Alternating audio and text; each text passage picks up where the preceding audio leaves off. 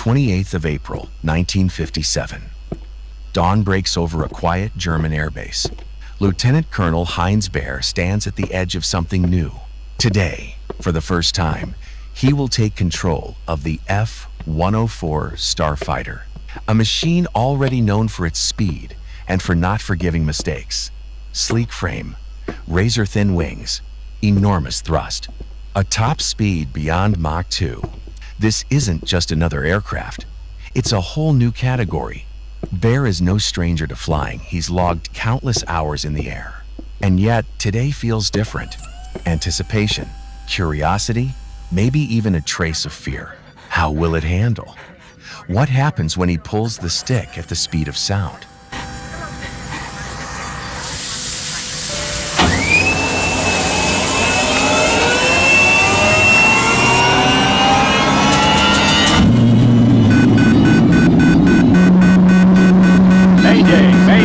Mayday! This is an emergency! Mayday! Can you read me, over?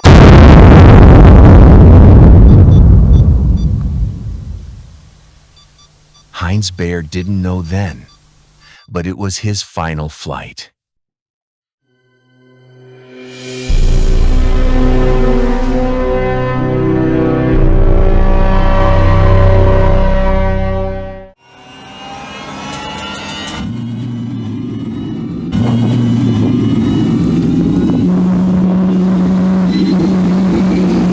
When the F-104 Starfighter first took to the skies, it didn't just fly, it dominated the heavens. In 1958, during a single test flight, it broke 3 world records at once. Rate of climb, 30,000 meters in just 15 minutes. Maximum altitude, 31,513 meters. Top speed, 2,360 kilometers per hour over Mach 2. At a time when commercial jets were just beginning to cruise at 11 kilometers, the Starfighter soared nearly 3 times higher.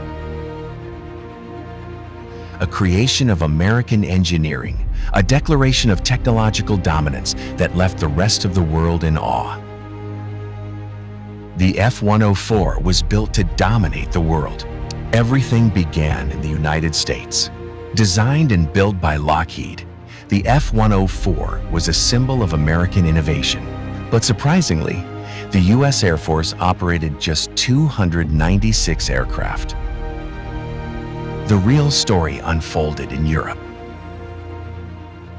West Germany became the largest user, flying 916 Starfighters. Next came Italy, with nearly 500 aircraft. Italy would also fly the F-104 longer than any other country, retiring the last jets in 2004. Then, the map expands, and the full reach of the Starfighter becomes clear. Canada, Norway, Denmark, the Netherlands, Belgium, Spain, Greece, Turkey, Iran, Jordan, Taiwan, and Japan. A single aircraft flying across continents, alliances, and decades. In the end, the F-104 became the most widely exported supersonic fighter of its era. It was the middle of the Cold War. American generals weren't asking for just another aircraft, they wanted something radical, faster, lighter, more powerful. The task fell to Clarence Kelly Johnson, Lockheed's lead designer, and the genius behind the U-2 spy plane. In just a matter of months, he delivered a machine that looked like it came from the future. A sharp fuselage, razor-thin wings, and raw power built for altitude and speed. It broke every rule in the book. No turning battles. This was a missile with a man in it designed to strike first and disappear.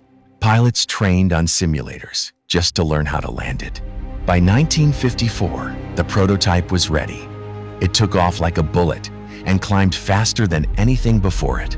And not long after, the Starfighter entered U.S. service sleek, fast, and unlike anything that had flown before. But America was only the beginning. Entire squadrons appeared overseas, none larger than in West Germany. The aircraft became part of NATO's front line. The F-104 became more than a fighter, it became a symbol, of progress, of danger, and of those who served in its shadow. One of the Starfighter's most distinctive features was its classified air intake system. Fixed, three-dimensional cones on both sides slowed and compressed the incoming air before it reached the engine. Jet engines can't handle supersonic airflow. The speed has to drop below Mach 1 before compression. And with that drop came heat. At 50,000 feet, outside air is -60 Celsius, but before hitting the first compressor stage, it's nearly 100 degrees. From above, the Starfighter resembles a missile with wings, just over 16.5 meters in length, with a wingspan of only about 6.5 meters. The wings were razor thin, sharply swept and trapezoidal in shape. They produced minimal lift at low speeds, but at high altitude, they sliced through the air with unmatched aerodynamic efficiency. At its core, one of the most powerful turbojet engines of its time. Air enters through the side intakes and flows into 17 compressor stages. It's compressed, mixed with fuel, and ignited, creating high-pressure gases that spin the turbine. Some of the air is used to cool the engine's hottest parts. During afterburner use, auxiliary air inlets near the exhaust add more airflow, boosting thrust and stabilizing the jet stream. The final stage? Afterburning. A second ignition for a dramatic surge in power. The result, over 70 kilonewtons of pure thrust. The compressor consists of many rotating and stationary blade stages that gradually compress the airflow. With each stage, pressure and temperature rise. This long series of discs is key to the engine's efficiency and power.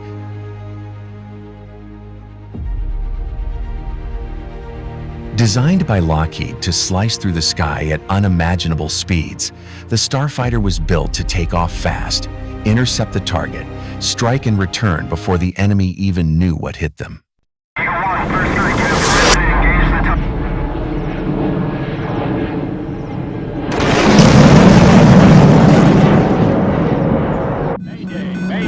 Mayday! This is an emergency! Mayday! Can you read me, over?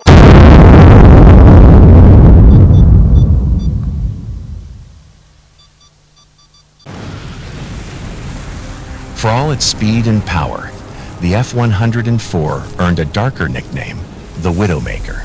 Its unforgiving handling, high landing speed, and early accidents took the lives of many. In Germany alone, nearly 300 pilots were lost in training and active duty. Among them, Heinz Baer, the man who once climbed into the cockpit full of pride and hope. Critics called it reckless, a death trap, but context matters. The Starfighter flew in a time of experimental tech, extreme missions, and political pressure. And when flown within its limits, by trained pilots, it proved to be fast, capable, and safer than its reputation suggested. It pushed the boundaries of what a jet could be, and for all its controversy, it remains a legend,